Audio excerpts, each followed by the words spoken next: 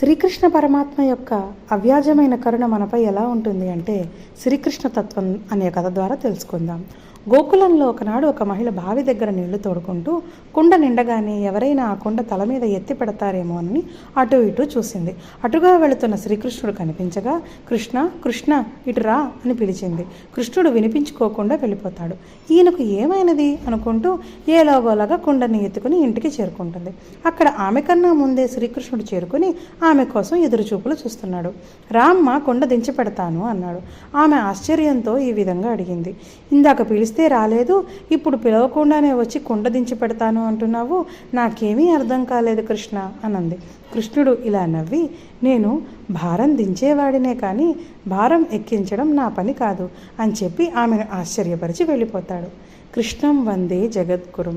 ఈ విధంగా కృష్ణుడు తన అవ్యాజమైన ప్రేమను మనపై చూపిస్తాడు.